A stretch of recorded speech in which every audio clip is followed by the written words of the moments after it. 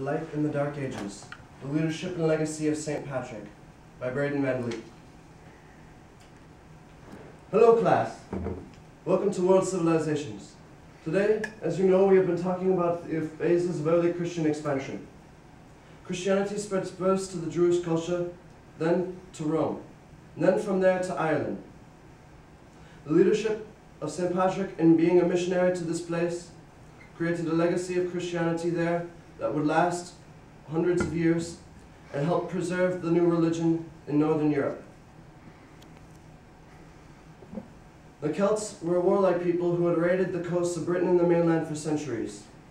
At this same time, the Roman Empire had suffered a series of bad emperors and civil war, and was beginning to crumble from within. In 460, shortly after St. Patrick's death, the Roman Empire was overrun by Germanic tribes, pagans people. They were not familiar with the new religion, nor did they know of it. The work of St. Patrick's followers as missionaries to these peoples preserved that new religion, Christianity, in the northern parts of Europe.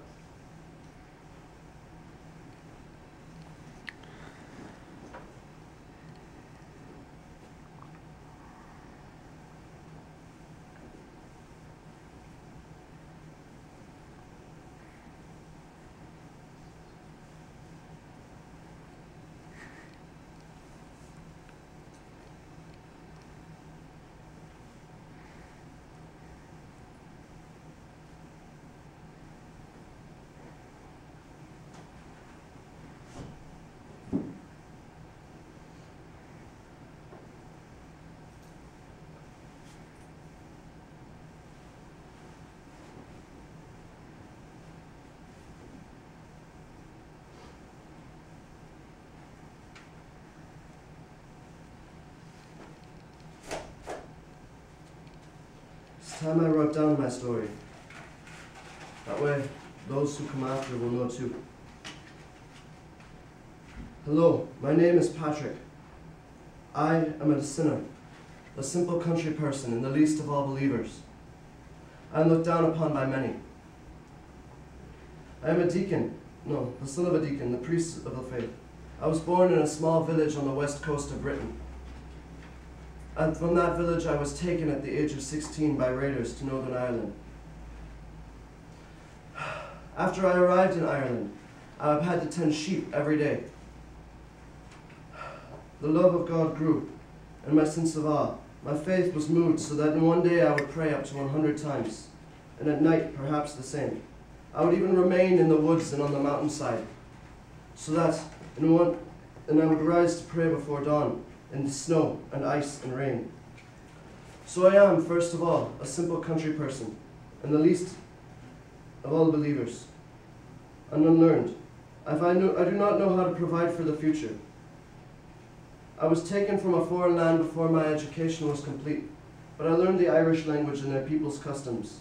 I learned why the Druids made sacrifices. I learned how the nobles ruled only through consent of their people and their warriors. While I disliked the Druids, I often had to interact with them.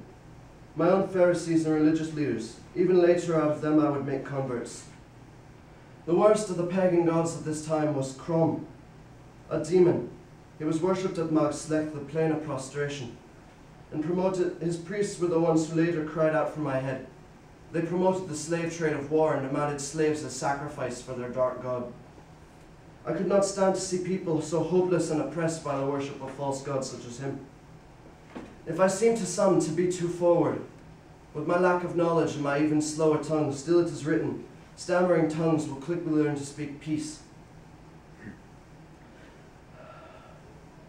It was there, one night in my sleep, I heard in the voice saying to me, "You have fasted well, very soon you will return to your native country." And again, a little while later, "Go, your ship is ready." It was not nearby, but a good 200 miles away. I did not know anyone there, nor had I ever been to the place. I left the man who I had been with 6 years then, and went. I feared nothing while I was on the journey to that ship. A few years later, I was again with my parents in Britain. They welcomed me as a son and pleaded with me that after all the many tribulations I had undergone, I should not leave them again. It was there, again in the night, I saw in a vision a man named Victoricus, coming as it were from Ireland. He had a great many letters with him, so many they could not be counted. To me he gave one of these. I read out the beginning of the letter, the voice of the Irish. And it was at once I could hear those who stood beside the western sea, crying out with one voice, "O holy boy, we beg you, come walk among us." My heart was moved, and I could read no further. I awoke then. That vision inspired me. I went to Rome, received priestly training, and eventually reached the rank of bishop. Then, years later, with monks who would assist me, I returned to the place of my captivity, determined to make converts. As for what happened there, well, Hosea says, "Those who are not my people, I will call my people. And who has not obtained mercy, I will call the one who has obtained mercy." In the place where it was said, "You are not my people," there you shall be called children of the living God. How has this happened in Ireland? Never before did they know of God, except to serve idols and unclean things. It is right to spread, but now they are called children of God.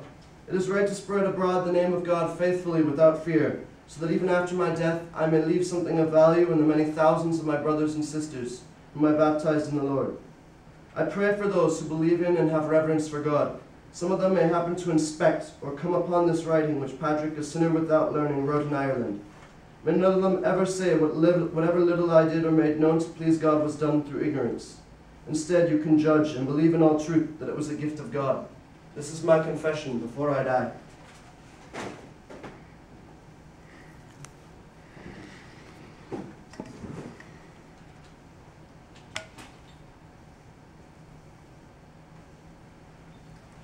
Hello, my name is Brother Braden. I'm sure you're here for the communion service. Well, that shan't be for an hour or so you might as well wait. We'll be using this. The King's blacksmith dropped it off this morning, a donation. Such craftsmanship. You won't tell the bishop I have that, will you? No. While you wait, perhaps you would like to hear some history about this place. Armagh, where now stands a cathedral, was once a simple stone chapel built by St. Patrick. He brought the faith to this land, you know, made many converts even out of the kings and the druids.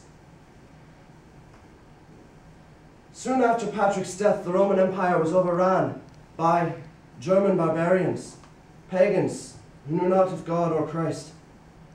His followers from here in Ireland launched a missionary effort out to all the northern lands. Were it not, some of them even became saints themselves. Columba, who ministered to the Picts, is the most famous. I myself am training to be a missionary, that I might also spread the word of God. No. But you're not here to hear of that. Yes, without that, the new faith, Christianity, would have only remained strong in the southern lands, Italia and the Frankish kingdoms. It would have been all but forgotten here, and in Britain, and in the northern lands. How do you know all this, we may ask? Well, the monks record everything in books. Every detail that seems important is written down. That way after us, those who come further will know too.